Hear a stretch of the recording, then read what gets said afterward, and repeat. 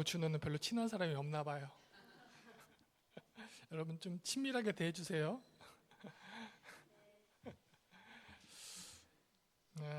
저희가 사무엘하 말씀을 선택한 이유가 다윗이 이스라엘의 유명한 왕이고 하나님의 마음에 합한 자였기 때문에 이 다윗의 일대기를 보기 위해서 사무엘하 말씀을 보고 있습니다. 이스라엘 사람들은 그들의 왕 중에서 가장 최고의 왕이 누구였는지 꼽으라면 가장 먼저 다윗을 꼽습니다. 지금 현재 이스라엘 나라의 국기를 보면은 별이 가운데 하나 그려져 있는데 그 별을 다윗의 별이라고 해요. 다윗은 실제로 굉장히 위대한 왕이었고 또 하나님의 사람이었습니다. 심지어 하나님께서 내 마음에 합한 사람이다 라고까지 칭찬을 하시면서 기뻐하셨던 사람입니다. 그는 수많은 시편을 썼고 항상 주야로 기도하는 사람이었어요. 우리가 지금까지 사무엘하를 보면 항상 뭔가를 하기 전에 하나님께 여쭤보고 기도하며 하나님 말씀에 순종하기 위해서 애를 쓰는 사람입니다. 실수할 때도 있었지만 기본적으로 하나님을 바라보던 사람이었습니다. 인류를 구원하신 메시아 예수 그리스도가 심지어 다윗의 후손으로 다윗의 자손 가운데 태어나셨습니다. 그런데 이러한 하나님의 사람 다윗이 오늘 본문에서 엄청난 죄악을 범합니다. 하나님의 사람이 아니라 하나님 보시기에 악한 사람이 되는 것을 볼 수가 있습니다. 이 세상에 완벽한 사람은 없지만 그래도 하나님과 항상 동행하며 하나님 뜻대로 살던 다윗이 어떻게 이렇게 갑자기 무너지게 되는지 오늘 본문을 통해서 우리에게 주시는 하나님의 메시지를 찾아보기로 합니다. 이전에 다윗은 많은 싸움에 직접 나가 싸워왔습니다. 장군 시절에도 그랬고 왕이 되어서도 그렇게 했습니다. 바로 앞에 10장에서도 하다데셀의 연합군을 모여서 이스라엘을 대적하자 다윗이 군대를 이끌고 나가서 큰 대승을 거두었습니다. 그 뒤에 다윗의 왕권이 크게 강화됩니다. 그런 연휴에 다윗이 변하기 시작합니다. 1절을 같이 읽어봅니다. 그애가 시작.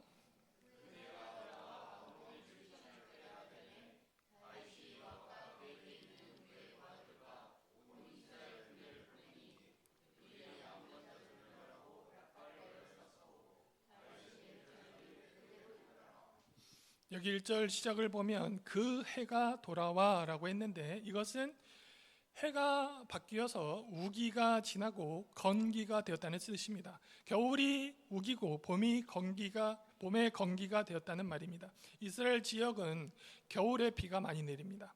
우기가 겨울이고 봄이 바람이 건조하게 불어서 땅이 마르면서 전쟁할 수 있는 길이 열립니다. 이 때문에 전쟁을 주로 봄에 치렀습니다. 그런데 이 계절을 왕들이 출전할 때라고 합니다. 왕이 정기적으로 해외 군사 원정을 떠나서 전쟁을 치르는 관행이 생겼음을 말하고 있습니다. 이러한 관행은 당시 이집트와 같은 대제국 왕들이 행하던 일들이었습니다. 사울 왕일 때는 전쟁을 치르면 주로 방어하는 전쟁만 치렀습니다. 적들이 공격해하면 어찌어찌 막 쫓아가서 그들을 몰아내고 방어하는 전쟁을 치렀어요. 그런데 다윗이 왕이 되자 공격하는 전쟁을 연중 행사처럼 주기적으로 행했습니다. 이게 무슨 말이냐면 다윗의 왕권이 매우 안정적으로 큰 대제국과 같은 왕권을 가진 왕이 되었다는 것을 말하고 있습니다.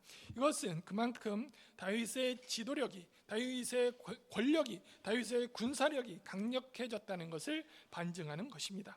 그런데 정기적인 국가 행사에 왕이 출격하지 않습니다.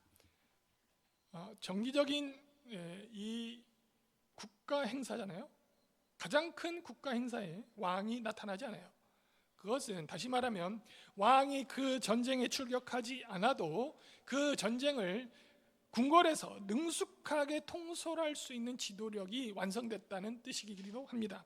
다윗이 굳이 전쟁을 참석하지 않아도 그의 뜻이 신속하게 정확하게 전쟁터에 전해지고 그의 말대로 전쟁이 신속하게 진행되었음을 우리가 알 수가 있습니다. 그만큼 다윗은 절대 권력을 손에 쥐었다는 의미이기도 합니다.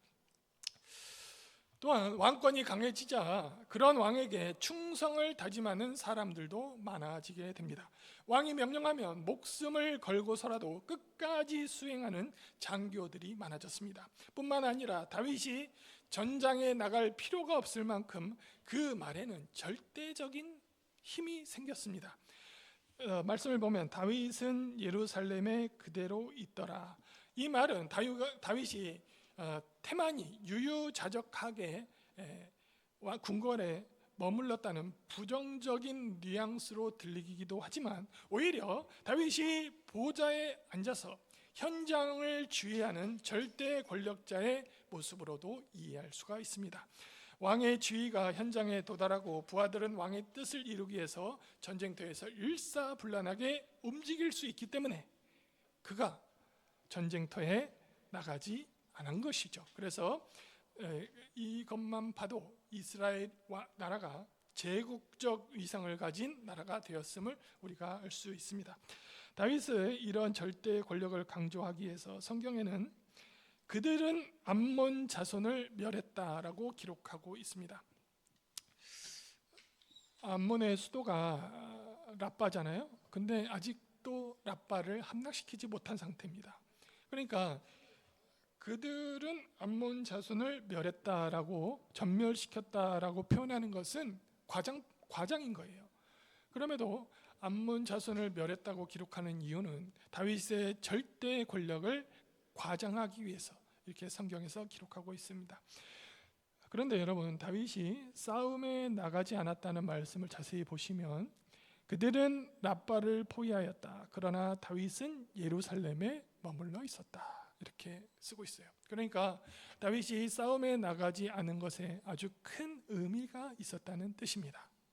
왜 다윗이 이때 전쟁에 나가지 않았겠습니까? 여러 가지 이유가 있겠지만 다윗은 그동안 계속된 승리와 영광에 취해서 긴장이 살짝 풀린 상태예요. 이제는 부하들이 자기가 없어도 충분히 전쟁을 이길 수 있다고 생각한 거예요. 나는 빠져도 된다고 생각했던 거예요. 어쨌든 다윗은 예루살렘에 남았고 바로 그때 유혹이 그때를 놓치지 않고 찾아오게 됩니다. 여러분도 피곤할 때 쉬고 싶은 마음이 다 있지 않습니까? 여러분 오늘 아침 교회 나오시기 전에 어떤 마음으로 오셨습니까? 와, 드디어 주일이다. 주님을 만나서 주님께 예배드리는 시간이 다가왔다. 기쁨으로 교회에 오신 분들이 몇 분이나 되실까요? 우리가 평소에 매주 교회를 잘 나가다가도 여러 가지 이유로 오늘 하루 정도는 빠져도 괜찮겠지라고 할 때가 있습니다. 그런 경험이 저뿐만 아니라 여러분에게도 있을 겁니다. 그런데 놀라운 것은 사탄이, 마귀가 그때를 놓치지 않는다는 거예요. 사탄은 쉬지 않습니다. 그렇게 영적으로 느슨해졌을 때 내가 한 번쯤은 괜찮겠지라고 생각하는 순간 사탄의 유혹에 넘어가요. 그래서 한 번 빠지면 두 번 빠지기가 쉽고, 두 번 빠지면 한 달 빠지기가 쉽고, 한 달 빠지면 1년간 방학하기가 쉬운 거예요. 우리도 다윗처럼 영적으로 느슨해져서 잘 예배하다가 한두 번 예배를 빠지면 지금 당장은 그때는 달콤하죠. 그러나 결국 그것 때문에 큰 어려움을 당하게 될 수도 있다는 거예요. 이것을 반드시 기억하셔야 됩니다. 실제로 다윗이 그렇게 되었어요. 2절을 보시죠. 저녁 때 시작.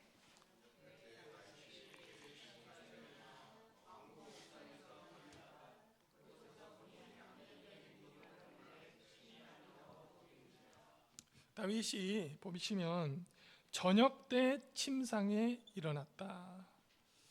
그러니까 다윗이 낮잠을 잔 거죠. 중동 지방은 대낮이 아주 덥기 때문에 낮잠 자는 것이 일반적입니다. 하지만 한낮 더울 때 낮잠을 자는 것은 일반적인 일이지만 다윗을 보면 저녁 때 일어났어요. 이 정상이 아닌 거죠. 게다가 지금은 자기 군사들이 전쟁을 치르고 있는 중이에요. 얼마나 마음이 편했으면 잠을 해가 질 때까지 잤을까요? 전쟁 중에 이렇게 오래 잠을 자는 왕은 없습니다. 그런데 전쟁 중에 이토록 오랫동안 낮잠을 잤다는 것을 보면 그만큼 다윗 마음이 이완이 됐고 해이해졌다는 것을 우리가 알 수가 있습니다. 다윗이 이제 저녁 때 일어나 왕궁의 옥상으로 올라갑니다. 이스라엘 지붕은 대부분 평평하게 되어 있습니다. 지붕 밑에 또 지붕이 있고 지붕 밑에 지붕 계단식으로 이 테라스가 이렇게 평평하고 넓게 있습니다. 예전에 배우셨지만 초막절이 되면 하늘을 보고 자야 되잖아요. 그래서 지붕이 있는 집을 지어요. 특히 다윗 왕궁은 예루살렘 성 가운데 가장 높은 곳에 있었어요. 그래서 지붕에 올라가면 저녁 때 지붕에 올라가면 시원한 바람이 이렇게 불어옵니다. 다윗이 저녁 늦게 해가 지고 바람을 쐬러 올라왔는데 하필 그때 저 한두 칸 아래 집에 우물가에서 목욕을 하는 사람을 보게 됩니다. 게다가 그 여인은 심히 아름다워 보였습니다.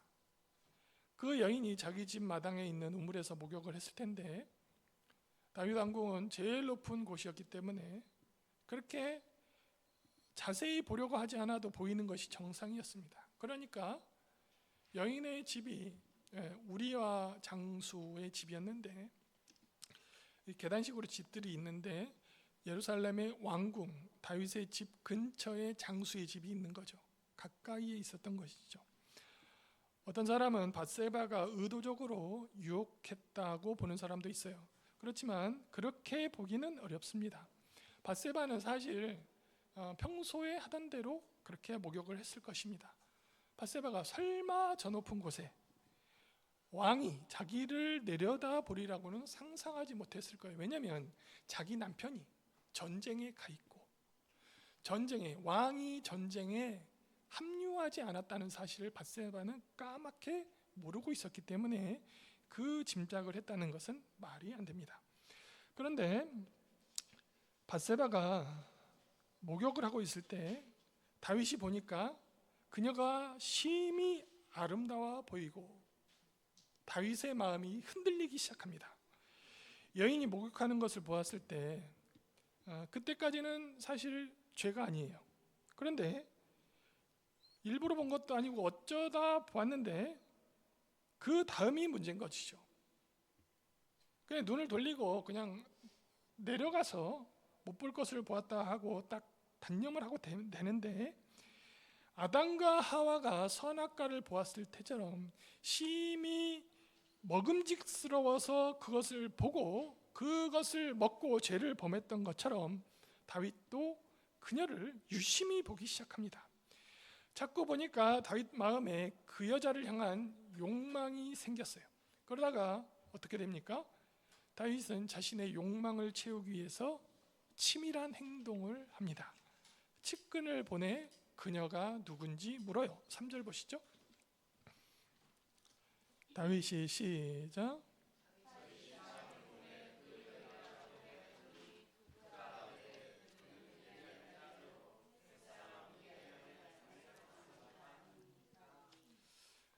다윗이 그 여자를 보고 욕망이 생긴 상태에서 사람을 보내잖아요.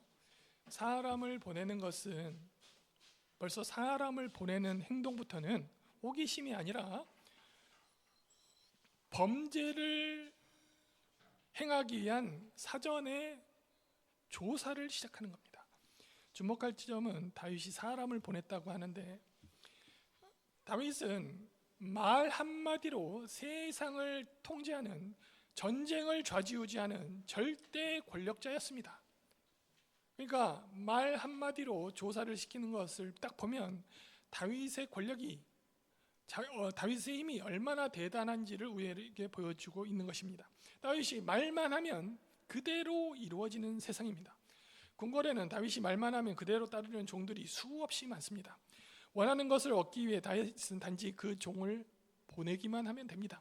1절에 암몬의 군대를 보낸 다윗이 3절에 밧세바에게 자기 측근을 보냈어요. 자기 측근의 보고에 따르면 목욕하는 여자는 햇사람 우리아의 아내입니다. 밧세바는 충신의 아내였고 다윗 왕의 책사였던, 모사였던 아히도벨의 손녀였습니다. 일반적인 사람이라면, 자기와 그렇게 관련되어 있는 사람이 그 여자라고 했을 때 일반적인 사람이라면 감히 밧세바를 넘보지도 않았을 것입니다. 하지만 다윗은 주저없이 또다시 전령을 보내서 그녀를 왕궁으로 데리고 옵니다. 4절 보시죠. 다윗이 시작.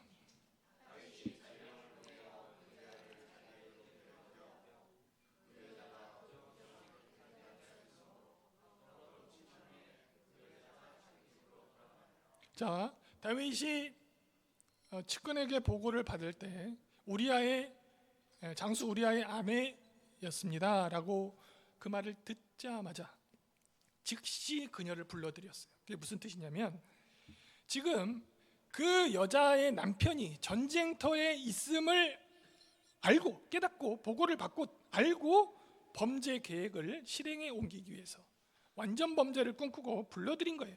절대 권력자였던 다윗이 계획한 범죄를 완전히 덮을 수 있는 여건이 조성된 것이죠.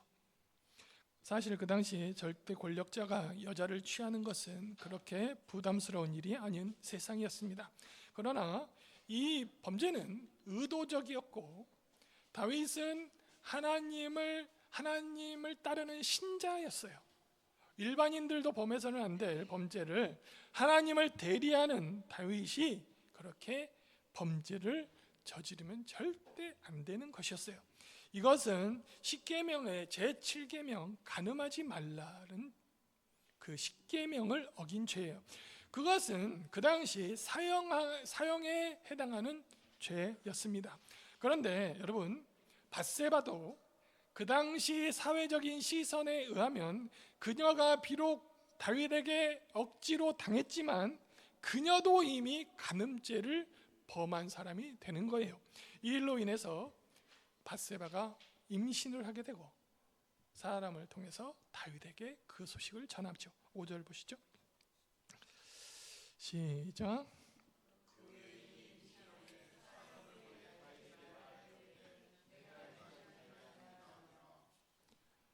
여러분, 밧세바가 자기의 몸이 이상한 걸 느꼈을 때 이제 밧세바는 사형에 처해지는 죄가 곧 드러나기 일보 직전인 것입니다. 위기에 처한 거예요. 그럴 때 그녀가 할 수 있는 것, 다윗에게 도움을 요청하는 것밖에 없어요. 그리고 이것은 다윗의 아이가 분명했어요. 왜냐하면 이 밧세바가 부정함을 깨끗하게 했다라는 말이 있잖아요. 그것은 그 여인이 생리를 했다는 말이고 그 후에 아이를 가졌기 때문에 그 아이는 다윗의 아이가 틀림없다는 뜻입니다. 이때부터 밧세바는 힘을 가진 여인이 됩니다. 밧세바는 임신 사실을 남편이 아닌 다윗에게 먼저 알려요. 자기가 다윗에게 강간당한 사실과 임신한 사실을 남편에게 알릴 수도 있었으나 그녀는 다윗에게 알립니다.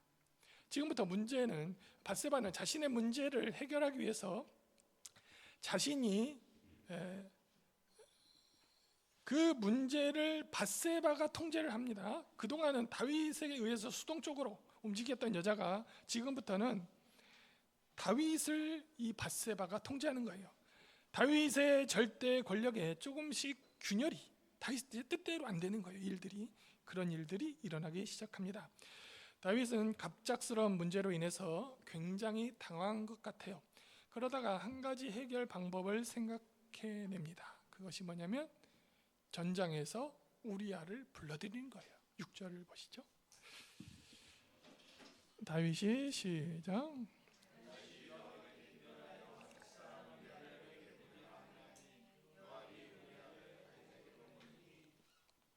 임신한 밧세바가 다윗에게 그 소식을 전했습니다. 다윗은 그 여인이 자기가 동침했던 여인이 그런 소식을 자기에게 전달할 것을 다윗은 상상도 못했어요. 밧세바의 이 행동은 다윗에게 내 임신에 책임이 있음을 알려주고 나의 이 어려운 죽음에 처할 이 위기에 대책을 세워달라고 요구하는 거예요. 이에 대해서 다윗은 충신 우리아를 이용하기로 합니다. 여러분, 이것이 머리 좋은 사람들의 단점입니다. 다윗이 머리가 너무 비상하게 팍팍팍 돌아가는 거예요. 죄 때문에 문제가 일어났으면 당연히 신자라면 회개를 먼저 해야 하는데 다윗이 먼저 머리를 굴리며 그 순간을 덮기 위해서 또 다른 죄를 범하고 있어요.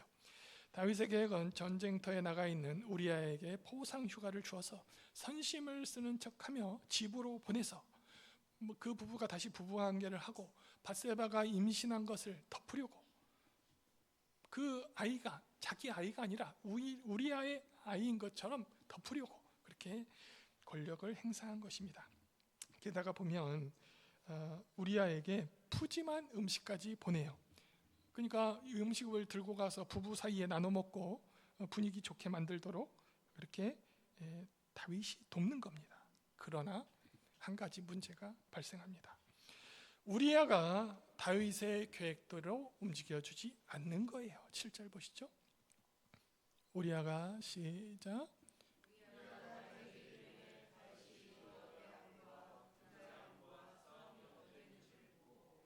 전쟁터에서 올라온 우리아에게 다윗이 자기의 사령관 요압의 안부를 묻고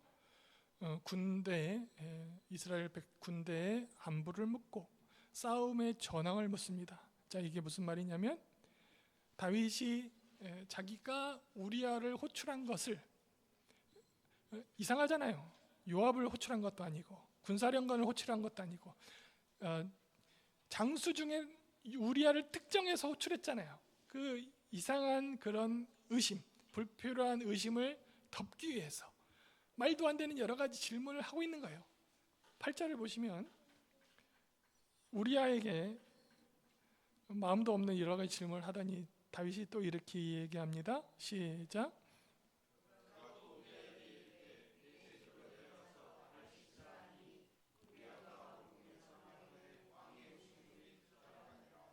여러분, 왕이 이 장수에게 집으로 가서 발을 씻으라, 이게 말은 뭐냐면 이제 전쟁 걱정은 잠시 내려놓고 집에서 쉬라는 뜻이죠. 자, 일반적인 상황이라면 왕의 이런 전폭적인 호의를 거절할 군인이 없을 겁니다. 특별히 다윗은 절대 왕이었잖아요. 막강한 그 통솔력을 가진 왕의 명령입니다. 그럼 우리아도 왕의 그 명령을 따라야 정상 아닙니까? 그런데 9절을 보시면 이상한 점이 나옵니다. 우리아가 왕의 그런 추상 같은 명령에 아무런 반응이 없어요. 9절을 보시죠. 그러나 시작.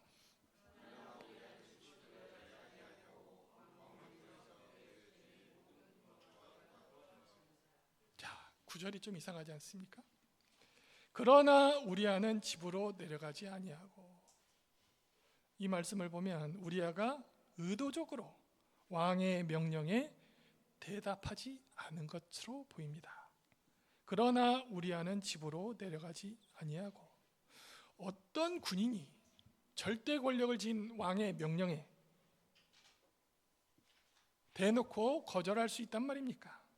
더구나 왕이 선물한 음식까지 딸려서 보냈어요. 우리아가 가니까 줄줄줄 뒤따라가는데 우리아가 집으로 안 가요.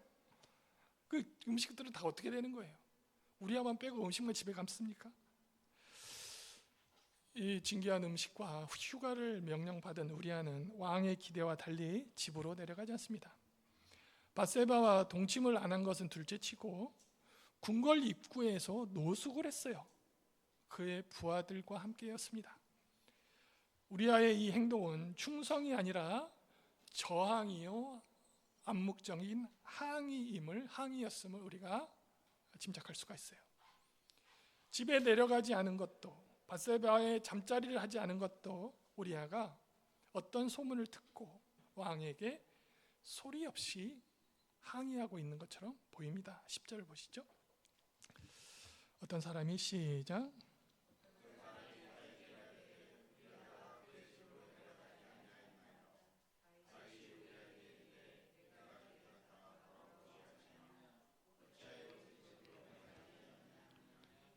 여러분, 이 말씀도 매우 이상한 말씀입니다. 어젯밤에 우리아가 집으로 가지 않았다는 것을 다윗이 보고를 받습니다. 다윗은 즉시 우리아를 궁으로 다시 불러드립니다. 그리고 묻습니다. 내가 갈 길을 갔다가 돌아온 것이 아니냐? 어찌하여 내 집으로 내려가지 아니하였느냐? 다윗의 물음입니다. 여러분, 왕이 구체적으로 질문하는 것을 여러분 유심히 보셔야 됩니다. 왕이 우리아의 개인사를 꼬치꼬치 묻고 있는 말들입니다. 전쟁 중에 왕이 장수를 불러서 전쟁에 관해서 상세히 논하는 것은 있을 수 있는 정상적인 말인데, 왕이 장수가 어젯밤에 자기 집에 왜 안 갔는지 이 묻는 것은 이상한 거예요. 그것도 우리아가 어디서 어떻게 야영했는지, 누구와 잠을 잤는지 묻는 것이 아니라 어젯밤에 왜 집을 가지 않았는지에 대한 왕의 질문은 우리아가 소문으로 듣고 있었던 그 의심에 이 왕의 질문이 확신을 심어주는 거예요. 우리아가 드디어 마음에 왕이 자기 아내를 범했다는 것을 확신을 갖게 됩니다. 다윗의 왕의 명령에 우리아는 11절을 보면은 내가 이 일을 행하지 아니하기로 맹세한다는 말을 합니다. 11절 긴데요. 천천히 같이 읽습니다. 우리아가 시작. 우리아가 다윗에게 아뢰되 언약궤와 이스라엘과 유다가 야영중에 있고 내 주 요압과 내 왕 부하들이 바깥 들에 진치고 있거늘 내가 어찌 내 집으로 가서 먹고 마시고 내 처와 같이 자리이까? 내가 이 일을 행하지 아니하기로 왕의 살아계심과 왕의 혼에 살아계심을 맹세.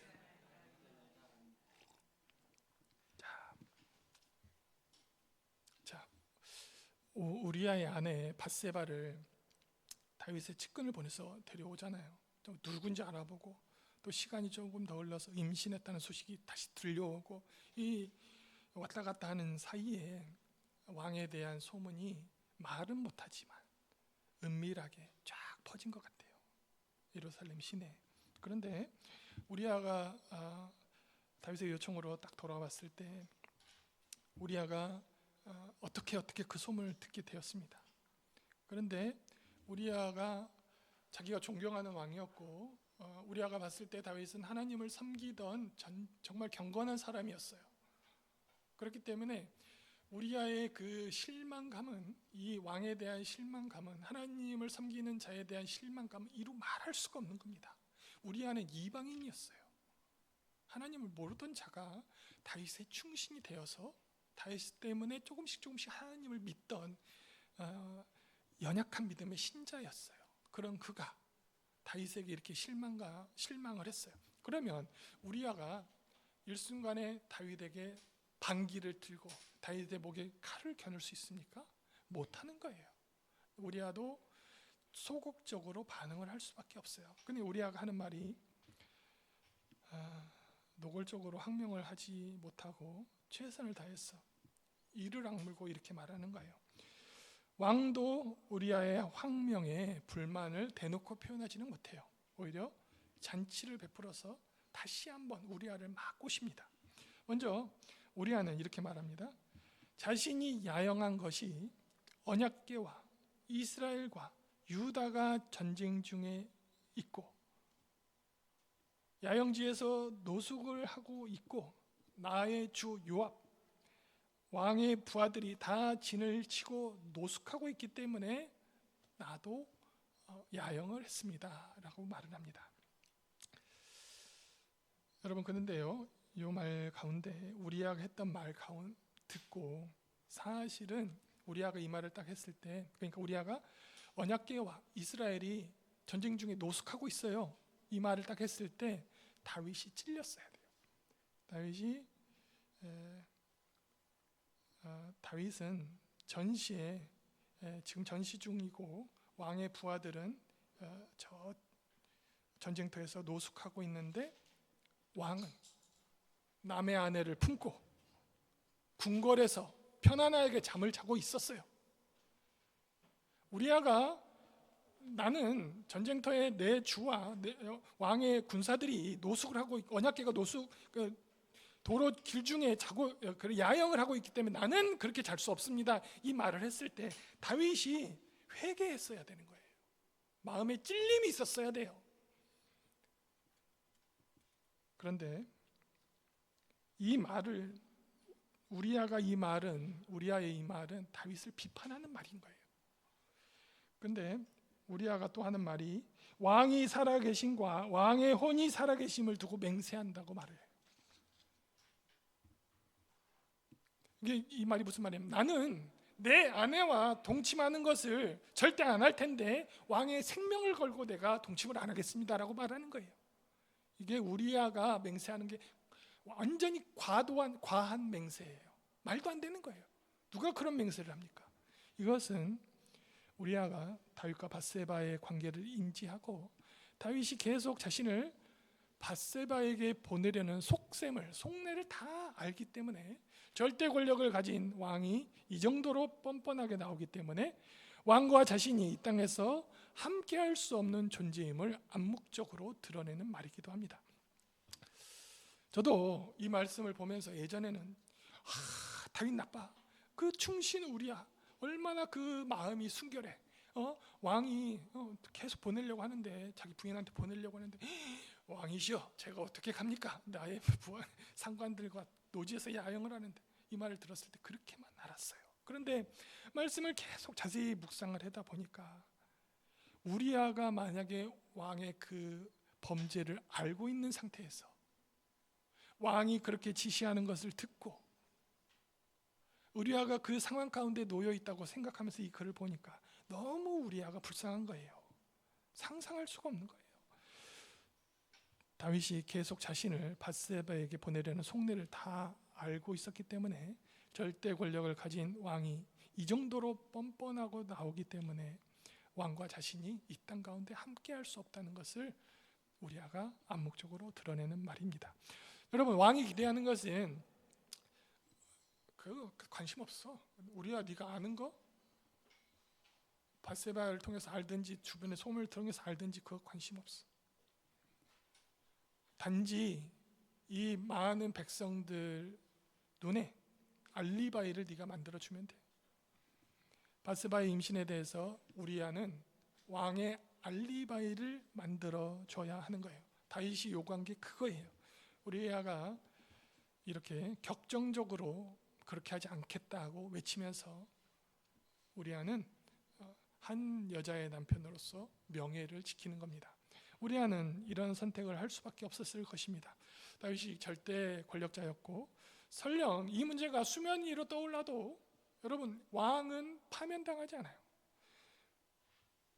우리아는 밧세바가 왕의 아이를 임신했다는 소식을 듣고 돌이킬 수 없는 이 상황에서 그냥 명예롭게 자기의 마지막을 준비하고 있는 것입니다. 우리아의 말 속에 분명히 왕에 대한 꾸지람이 있어요. 우리아가 이렇게 말하잖아요. 언약궤와 이스라엘과 유다가 들에 야영을 하는데, 이 말은 우리아의 충심을 드러내는 말이기도 하지만 동시에 다윗의 범죄를 고발하려는 의도가 담겨 있어요. 다윗은 우리아의 비판을 알아듣지 못하고 회개도 하지 않습니다. 오히려 또 다른 계략으로 우리아를 죽음으로 몰아가는데요. 12, 13절 다윗이 시작.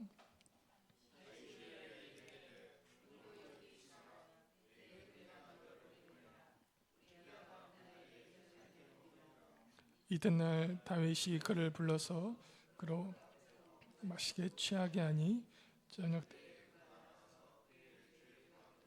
더불어 침상에 눕고 그의 집에 내려가지 아니하니라. 12절을 보시면 다윗이 이렇게 말을 하죠. 오늘은 여기 있으라 내일은 내가 너를 보내리라. 전쟁터로 보내주겠다는 말입니다. 내일은 전쟁터로 보내주겠다는 말이죠. 그런데 마지막에 보면 이튿날 다음 날이 되었죠. 다윗이 그를 또 궁궐로 불러들여요. 그래서 자기 앞에서 취할 때까지 술을 먹입니다. 앞에서 먹고 마시고 취하게 하니, 자기가 원해서 먹는 게 아니라 다윗이 우리아를 취하게 합니다. 그리고 저녁 때에 그를 내보내요. 그런데 우리아는 그때도 인사불성이 된 상태에서도 그의 부하들과 더불어서 침상에서 눕습니다. 집에 내려가지 않았어요. 여러분, 그렇게 취하고도 집에 들어가지 않는 거예요. 우리아에게 아무리 술과 음식을 주어 먹고 마시기 취하게 하여도 술 취한 우리아의 정신이 멀쩡한 다윗보다 훨씬 더 경건한 모습을 보여줍니다. 다윗은 율법을 가진 이스라엘 백성을 다스리는 왕이고 하나님을 너무나 잘 아는 사람의 신앙인인데, 그들은 율법이 없는 자들이나 할 만한 악한 일을 지금 하고 있습니다. 반면에 우리아는 원래 율법이 없는 가나안 민족 출신이면서도 율법을 가진 다윗보다 더 절개 있는 모습을 여기서 보여주고 있습니다. 왕은 여러 날 동안 우리아를 불러서 술 취하게 하면서 자기의 권력 아래서 길들이려고 했습니다. 하지만 우리아는 그 말을 듣지 않았어요. 이것을 보시면 왕이 말하면 말대로 이루어지던 것이 조금씩 균열이 생깁니다. 그는 어김없이 다윗 앞에 올 때면 궁 앞에서 야영을 했고 군들이 쓰던 움막으로 들어가서 잠을 잤습니다. 우리아가 절대 고분고분 따르지 않자 다윗은 이 우리아를 죽이기로 결심합니다. 아마도 우리아도 이것을 짐작하고 있었을 것입니다. 다윗이 절대 권력을 쥐고 모든 일을 할 수 있고 모든 것을 손에 넣을 수 있을 것 같았지만 밧세바를 가늠한 다음부터 다윗의 권력에 균열이 생기기 시작합니다. 밧세바에 의해서 그 권력의 힘은 균형을 잃었고 우리아도 다윗의 권력에 굴복하지 않았습니다. 말씀을 정리하겠습니다. 여러분, 다윗의 이야기는 승리와 영광 속에서도 사람은 언제든지 넘어질 수 있음을 보여줍니다. 하나님과 늘 동행하던 다윗도 방심한 한순간 죄의 유혹에 넘어졌습니다. 그러나 하나님은 그를 그냥 버리지 않고 회개하고 다시 일어서게 했습니다. 죄는 숨길수록 깊어지고 인정하고 돌이키면 비로소 하나님의 용서가 임하는 법입니다. 우리도 죄에 넘어질 수는 있지만 회개함으로 하나님 품으로 돌아올 수 있다는 소망을 품으시기를 주님의 이름으로 축복합니다. 이제 다 같이 주님의 이름을 부르고 통성으로 기도하겠습니다.